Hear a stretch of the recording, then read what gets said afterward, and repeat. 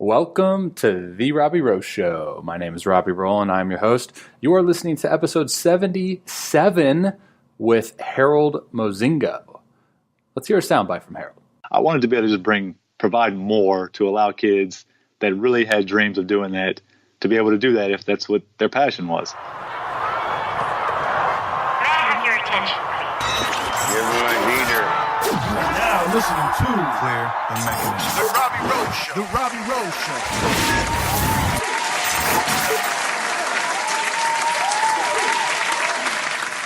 Yo, what's going on, guys? It's your boy Robby Rowland here. So I have some background instrumental music going on now during my introduction because I played it back and I listened to one of my introductions and I was like, man, that's boring. I wonder how many people just turn off my show right away. So I have this. I need feedback because I don't know how y'all are going to take it. Again, this is all for you guys. So let me know. Let me know what you think. Okay, so today, episode 77 of The Robby Row Show, I got Harold Mozingo on. And Harold and I have a really good chat. We go for about 35 minutes. For those of you guys who do not know Harold, he's played 6 years professionally in the Kansas City Royals and the Toronto Blue Jays organizations. He is now on the instructional side of baseball. And I'll make sure to link his player profile in the show notes. I'll link his website, Twitter, all that stuff. If you're interested in what Harold's about, you can go over to my website. More specifically, go therobbyrowshow.com/Mozingo, Mozingo. Those are where the show notes will be. You'll also find in the show notes a link to the Google Documents page when we start diving into the spin rate experiment. I think we dive into that pretty early on in the show. Anyway, he conducted an experiment with different different things on his fingers, so bubble gum, rosin, sunscreen, all of these things, and he had a what is it called? The Kinetics. What is it? Why am I having a brain fart? The Diamond Kinetics, the baseball that shows you your spin rate and velocity and all that, which has been proven by Driveline to be fairly accurate. And so it's just a really, you'll hear more of it during the show, but it's a really cool experiment that he conducted. Again, I'll link that into the show notes, therobbyrowshow.com/Mozingo for you guys to check that out. Also, if I have any fellow pitchers listening to this show, I want to introduce my new service on my website, which is a pitch grip analysis type service for you guys that Instagram message me, email me, all that kind of stuff. I have made a way for you guys to sign up for a special service on how to improve a specific pitch or even how to develop a new pitch. So if you're interested in that, it's therobbyrowshow.com/pitch grip. So go check that out if you are a fellow pitcher interested in, like I said, developing a new pitch or just, trying to better one of your already pitches in your arsenal. All right. So that'll do it on my end, guys, for my introduction. Again, let me know how you like this instrumental thing. Hopefully it turns out okay. Hopefully you can hear me. I don't know. If you can't hear me, it's not the worst thing, right? All right, guys. Much love. Thanks for listening. Appreciate you guys. Let's get to the show. Here's episode 77 of The Robby Row Show with Harold Mozingo. Okie dokie. We are live. Welcome, The Robby Row Show, episode 77. My guest today is Harold Mozingo. Harold, this is his first ever podcast, so I appreciate you taking the time out of your day, coming on the Robby Row Show. And how's your day going, man? Yeah, man. Things are good. Thanks for having me on, Rob. Yeah. I appreciate it, man. Yeah. No. Fridays are always good days. Oh, I didn't even so, you know how it is as a baseball player. I don't know how you are now, but for me, I'm still in that mindset of I have no idea what day of the week it is. I'm just I got to look at the calendar every day because when I do book my podcast, I'm like, oh boy, what day is it? Yeah, no, I got you. I used to be that same way, but now that I have my oldest son is in school here, so now I'm pretty aware of what day of the week it is. Yeah. Were you? Plus, I'm a t-ball coach for his team, so I know we got games on Mondays and Saturdays, so I'm pretty in tune to what day of the week it is now. You got to be now. Yeah, absolutely. Were you a starter or a reliever? I totally forgot to ask you that, but it would make more sense if you were a starter because like I feel like starters the only day of the week we know is like the start day, and it goes by that. Yeah, no doubt. Yeah, so I was I was drafted as a starter, and as I told you pre-show, I had surgery and a bunch of issues there with rehab. Yeah. And after when I came back from that, I was a reliever, and yeah, the schedule was weird. It's definitely easier to prepare when you know when you're going to start, when you know when you're going to pitch in advance. I know it's crazy, right? Because like there's a couple different things that there's really good things about starting as far as like knowing when you're going to do it, and the preparation is a little bit easier. But then there's really cool things about being a reliever as far as like the adrenaline purposes and like just getting out there and like you don't have to preserve anything in the tank. You could just freaking go out there and let it eat. Because I was the same way. Like I was like a starter, and then towards the end of my career, or towards like the middle of my career, they moved me to being a reliever, and it was just a totally different animal. Yeah, no, it definitely is. I think that's the one thing I struggled with, though, what you're talking about. I had a hard time with that adrenaline part of it. As a starter, man, it took me forever to get loose. It really did. And it took me a while to get into games. So the reliever thing is just weird for me, having to try to come out and basically get into it immediately. Yeah, no doubt. Well, for the audience listening, Harold and I spoke. We probably talked like 20 minutes before the show started, and he gave me kind of like this whole like cool, just like his background story and plan. I don't want to have him talk about it twice, so I'll make sure to link all his info and kind of that background story in the show notes, which can be found at therobbyrowshow.com/Mozingo, Mozingo. So dude, I want to dive in right away. Like, again, we were talking before the show, and he sent me this document that he experimented with spin rate, and I want to freaking dive right into it, man.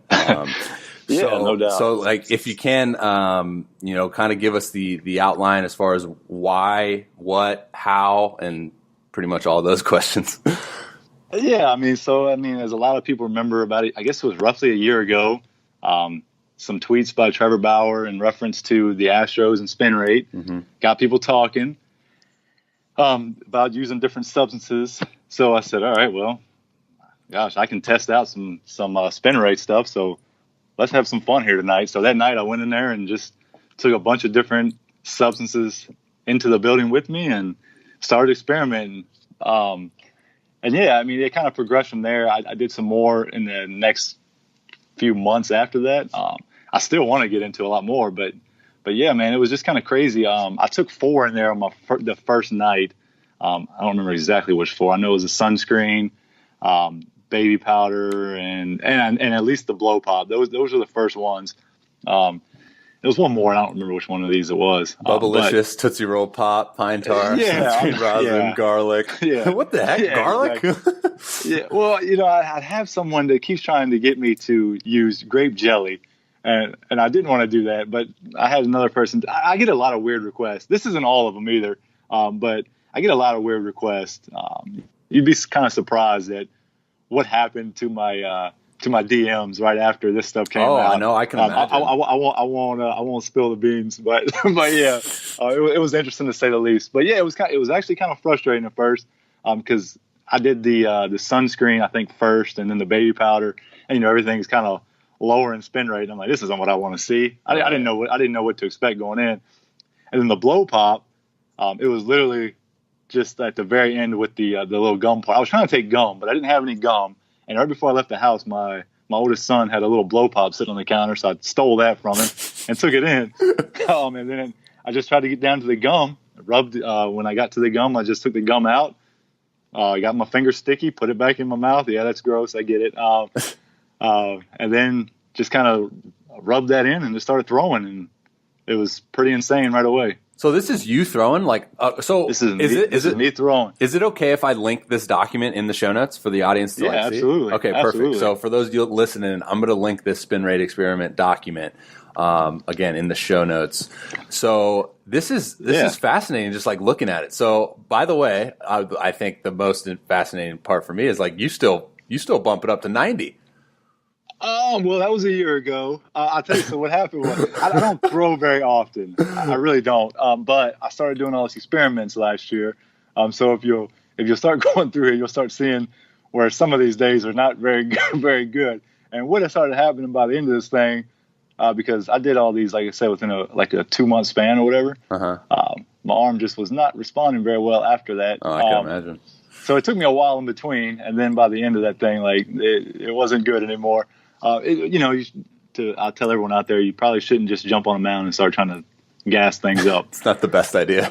No, not at all. Not at all. But for experiment's sake. Exactly. All in the name of science, right? Exactly.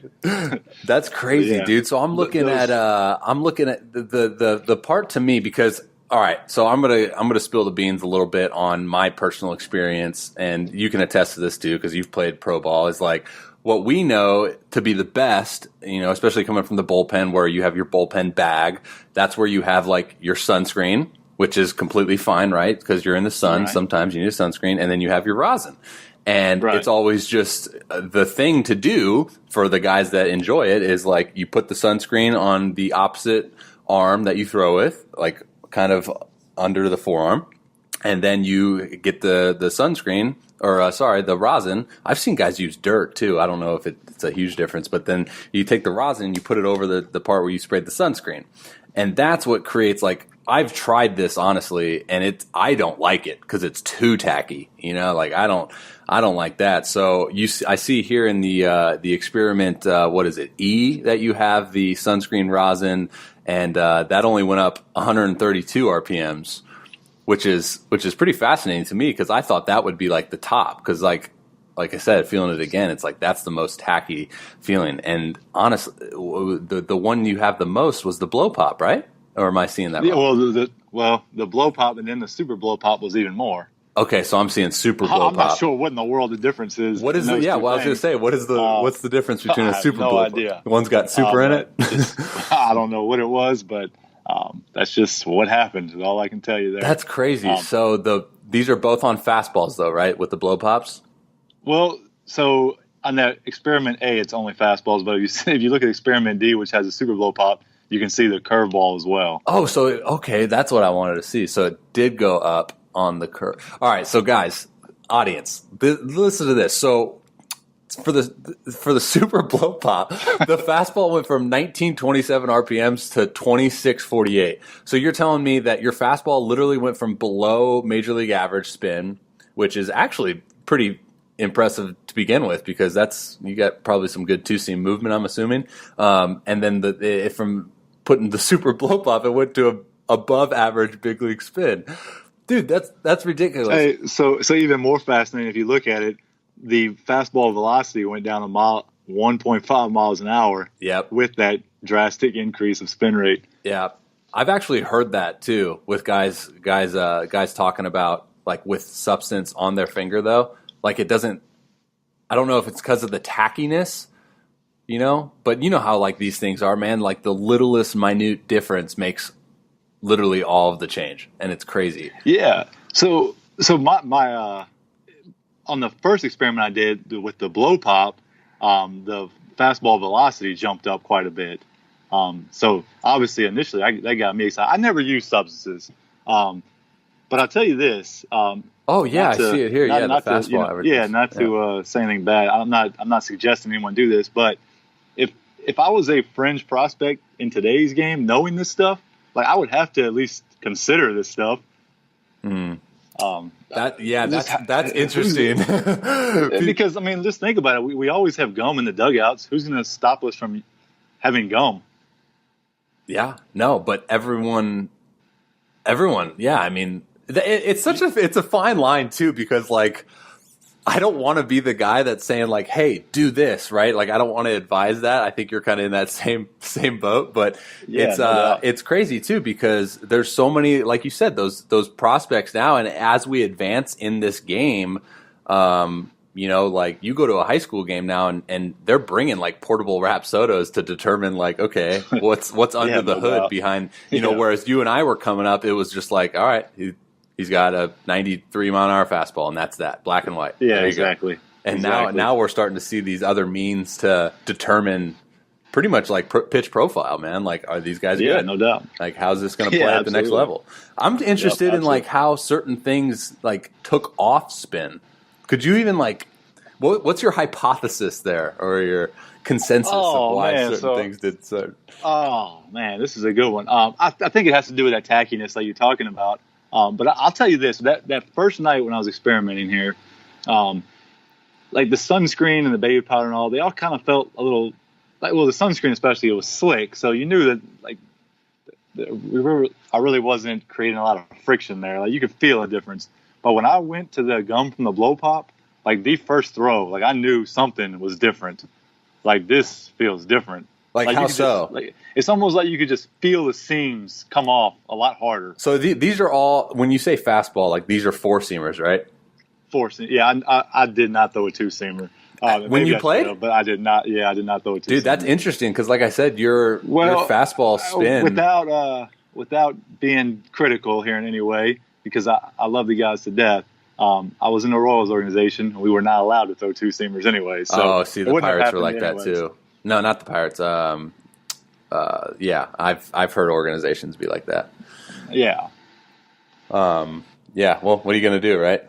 Yeah, exactly. So yeah, man, I'll tell you, when I threw with the gum from the blow pop, I was like, whoa, what's going on here? But then I did throw a few curveballs that night too.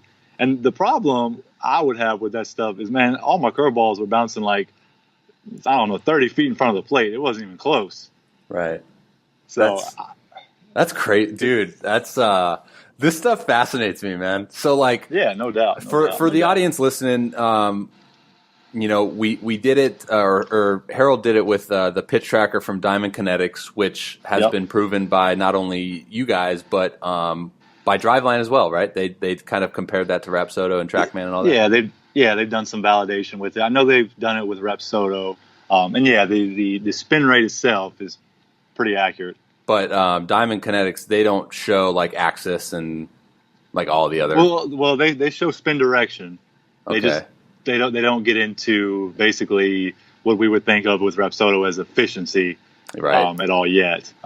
But hopefully that's in the works here for the near future. Well, I mean, yeah, I feel like every company is going to try to, like every baseball product company is going to come up with a way. Diamond Kinetics, that's not the ball, is it? Yeah, the ball. Oh, so it is the actual ball.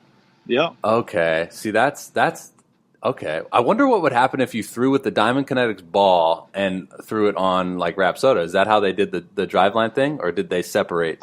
I believe Driveline used the Diamond Kinetics ball out of a pitching machine. Now, I told you I did an experiment with a few other people with a flight scope, and we used the Diamond Kinetics ball on the flight scope. What's the flight scope? I'm like struggling with all these tools and instruments now. I mean, it's just one of those same ones. It's mounted, just mounted like a TrackMan or anything like that. It's just mounted on the side or mounted on a fence or whatever the case may be, and it just tracks everything. Who's it by? That's a good question. My knowledge, flight scope. I just know flight scope. Right. No, I'm going to look that up. I want to throw that in the show notes as well. That's fascinating. I want to dive into that a little bit more. My buddy back home's got a Rapsodo. I'm going to hit him up and be like, all right, this is what we're doing. Yeah. We're going to do this, that, and we're going to have this and that. Like, why not, right? Yeah, absolutely. Absolutely. All right, guys, I apologize, but we're going to go ahead and interrupt this show, and you're going to hear some fantastic advertisements. Probably not fantastic, but you're going to hear advertisements. Go ahead and click that next 30 seconds. Okay, Flight Scope is by... Oh, so it's a golf... Okay. It's a golf thing. That's how it started out. I guess all these things started out pretty much as I think golf. all of them started off with golf. So it's Flight Scope Mevo? M-E-V-O? I don't know. Linking in the show notes if you guys are interested in looking at that. There's so many different tools nowadays in the game, man. You remember when we were coming up, like the biggest thing was like just a radar gun? Yeah, I mean, I'm a little bit older, but we didn't even have, like, people ask me all the time, like, how hard you throw in high school, and I'm like, man, I don't know. We didn't have radar guns everywhere like everyone does now. It's true. Like, I might know for 2 or 3 games a year, but I don't know every weekend tournament here in the summer. I didn't know what my velocity was. Dude, I mean, I hate to be rude on the show, but how old are you? You're not that much older than me, right? I'm 34. Okay. Yeah. You're only 7 years older than me. It's, Yeah, only 7, right? It's all about, like... Man, think about how much the game has changed in the last 4 years, much less 7. Bro, I said this on a post the other day, man. Or no, I was on a podcast yesterday, and like, and you can maybe attest to this too, because like you played to 2011, right? That was your last year with the Jays. Yeah, that was my last season. Yeah. So it was like, you remember that kind of era where it was like led by, that was kind of the pitchers era, where like pitchers were just dominating and blah blah blah, and led by the type of guys at the helm that were doing the sinker slider. You remember how that was like so popular, and you were creating this X factor, and everyone wanted to do that. And at that time, I had just gotten traded to Pittsburgh, and Pittsburgh was like the first organization I thought that was really like, hey, like we're literally going to develop guys to be sinker sliders. And they had a lot of success early, right? Because it was kind of like, outside the box, not really the norm. And dude, now just in a matter of like 4 or 5 years, it's totally switched to like 4-seamers, curveballs. And it's just crazy how the game changes like that, right? Yeah, no doubt. What kind of guy were you as far as like your scouting report?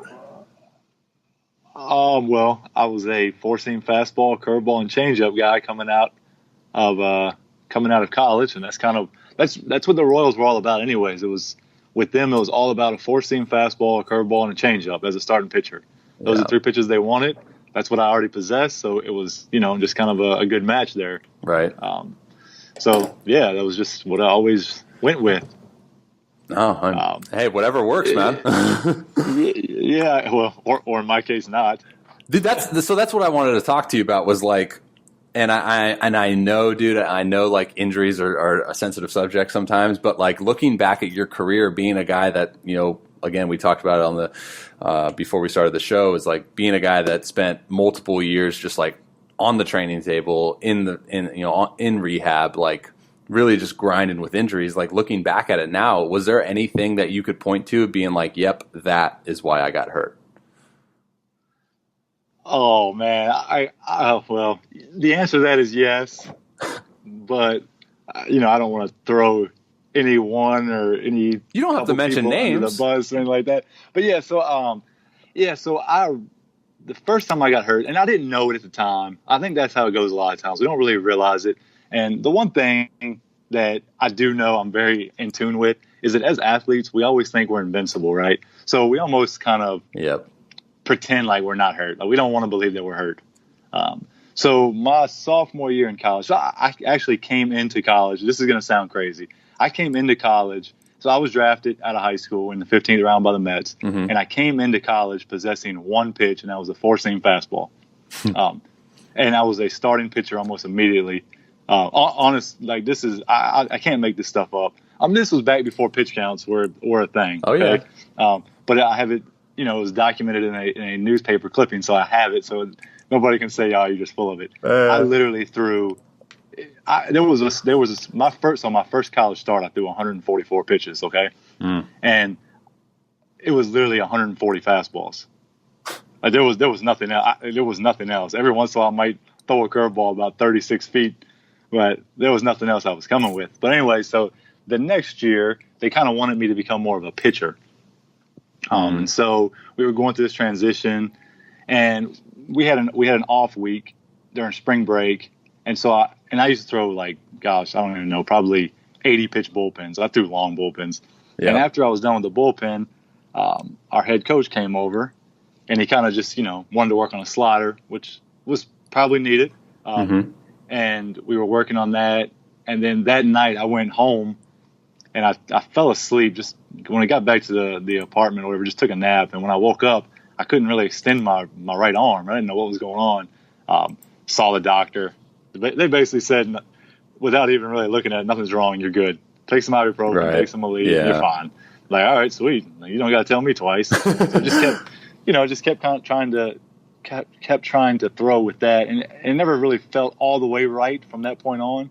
And then, of course, I started having some shoulder issues in pro ball. And looking back, again, I didn't know the elbow was an issue then. I didn't really know it until I tore it completely in pro ball. But that probably kind of led to some of the shoulder stuff too. And plus, the other thing was, I never really spent a whole lot of time focusing on, strengthening the muscles in my back or anything like that. I didn't know anything about that stuff coming along. I knew to lift weights, of course, but I didn't know anything about like the importance of doing rows and stuff like that. That was not one of my focuses ever. So I was weak in the rows, and that probably has a lot to do with that as well. That's crazy. It's crazy. Like, I mean, just looking back at like all of that, right? Like going like, man, and just seeing how everyone is today, like even, when it comes to the training aspect of the game, right? Like people are starting out like freshmen in high school, like with a strategic, baseball strength training implementation phase, and it's like, I remember when I was in high school, my dad was like, stay away from weights, like just long toss and run. It was like, okay. So I did strength training in high school. I started that either my freshman or sophomore year. I started strength training, but I did it all on my own. This was back on dial-up internet. But what you have now. Yeah. So it was just what I was very much into baseball. Like it was my passion at an early age, and I would be looking stuff up in high school on dial-up internet, so it took forever. Oh yeah. And I just said okay. So I created my own strength programs, and I don't know if I don't want to say smart enough, but I had the wherewithal to basically track everything in a journal and try to improve my lifts every single week. But it was literally like I did a bunch of squats and a bunch of like bench press stuff, but it was never any emphasis on the, like I said, like rowing or anything like that, the shoulders. It was never, I never put any focus on that stuff. Yeah. Well, I mean, I'm seeing on like your website, like how do you go about, since you have a very like fascinating background, right, with struggling with injuries and like kind of looking at it through a lens of like, okay, this is what I didn't really work out. Now, if I, can go to the instructional side and pretty much encourage other guys and youth athletes to like not do this, right, and go about it in a smarter and efficient way. How do you kind of like instruct the youth athletes now when it comes to, not just training, not just strength training, but like everything, throwing, mechanical stuff, like all of that stuff? Yeah. So one of the things, the injuries kind of led me into what I'm doing now, to be honest. Just because I started off like so many of us doing like the individual lessons when I first started. That's what I was doing. But I just kept telling myself like, I have to be able to offer more than this. There has to be, I think I can do better by these kids if I could change things up. But I didn't know how that was going to go over with the parents and the players. And plus, like I told you before the show, I'm in a very, very rural area where there's not a ton of baseball. Like there's good high school baseball, but that doesn't necessarily mean there's anything beyond that. So there's not a ton of players that have ever from this area gone on to play, Division I college baseball, and certainly not professional baseball.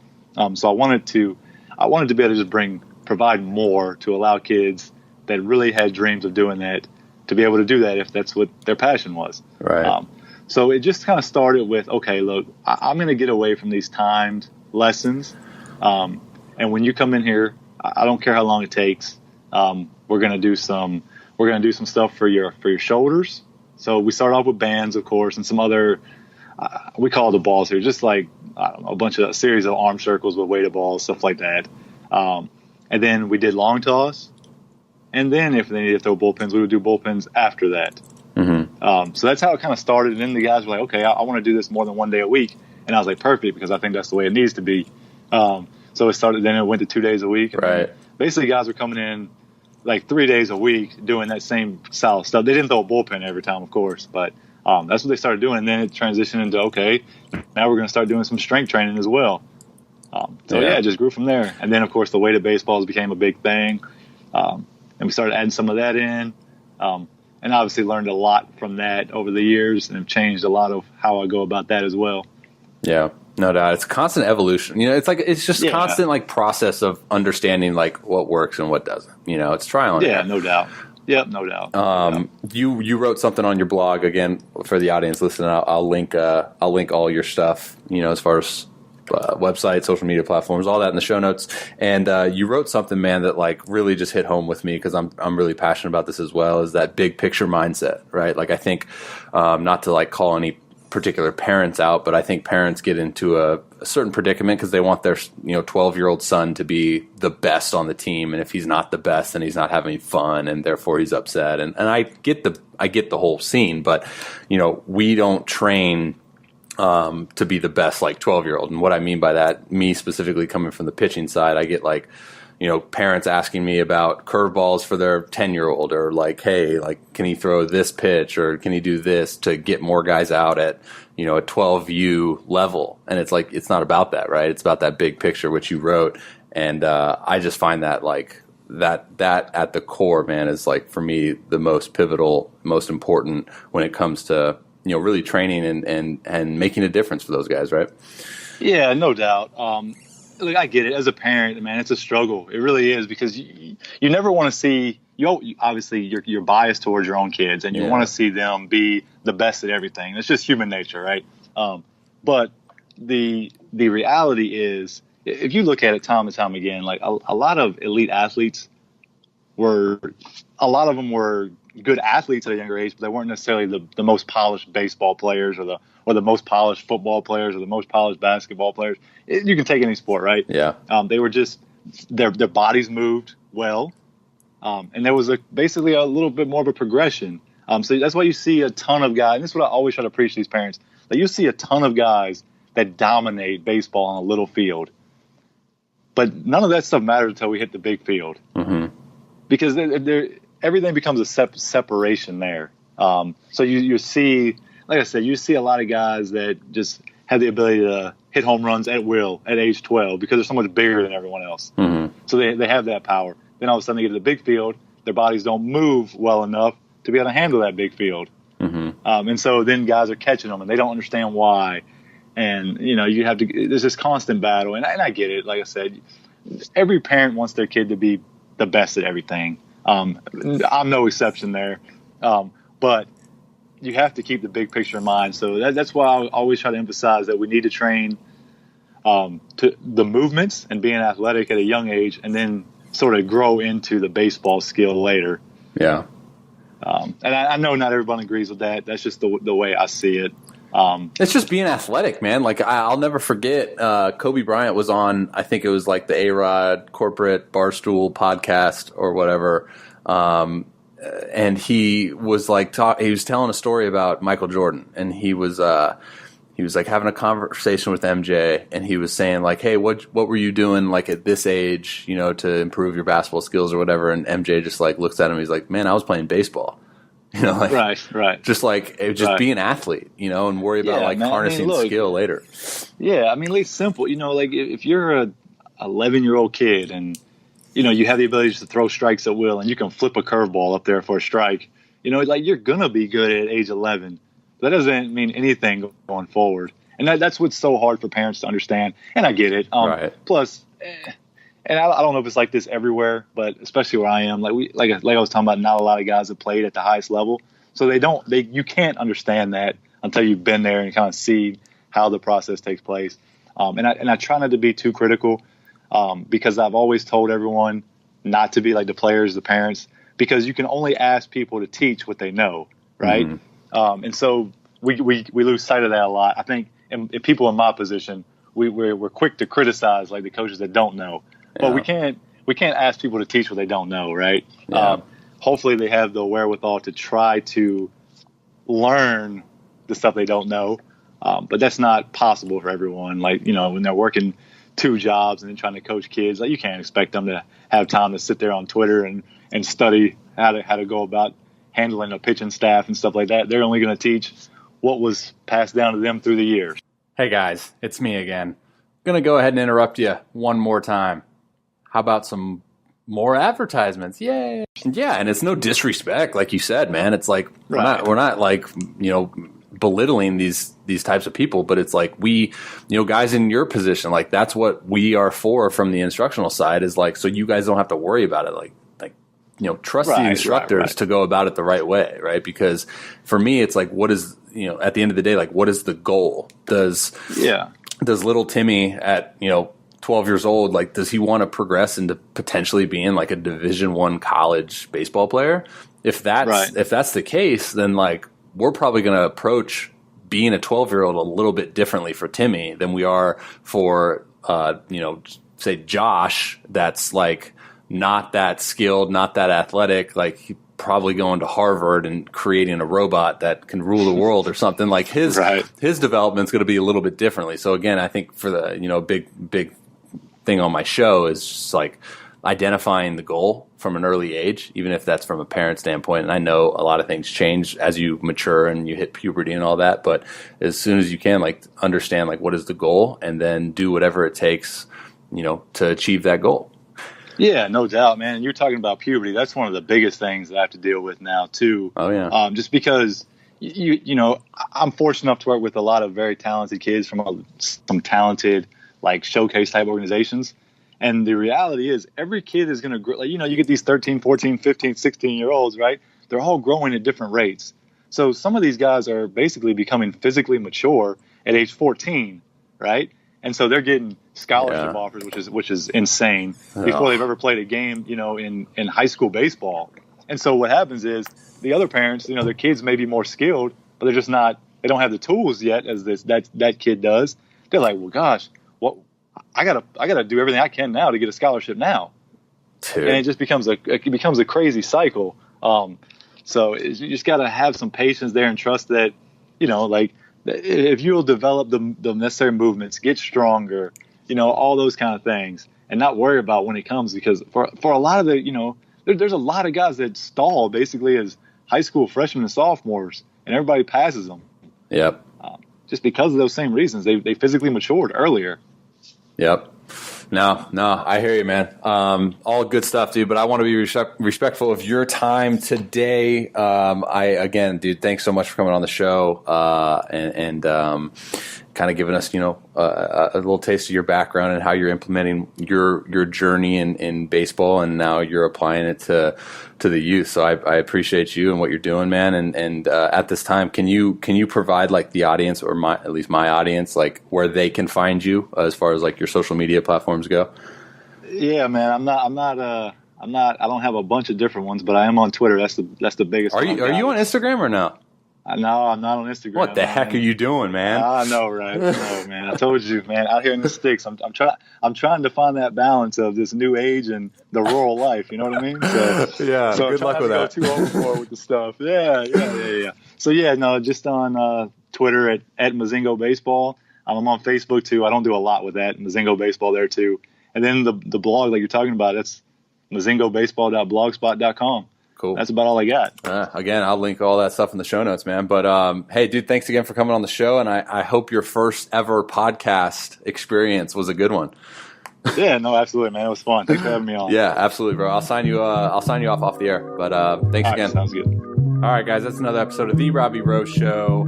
You just listened to episode 77. Again, guys, the links to this episode, including where you can find me, where you can sign up for exclusive content, where you can check out my new improved website with all my services, all of that stuff over at therobbyrowshow.com. More specifically, the show notes for this episode, therobbyrowshow.com/Mozinga. But it's pronounced with it's an A, but it's pronounced with it's pronounced with an A, but it's an O. So, therobbyrowshow.com/MOZINGO/. Thank you guys for listening. As always, much appreciated. Hope I can bring more and more content to you guys. With that being said, hope you guys have a good rest of your day. And until next time, God bless.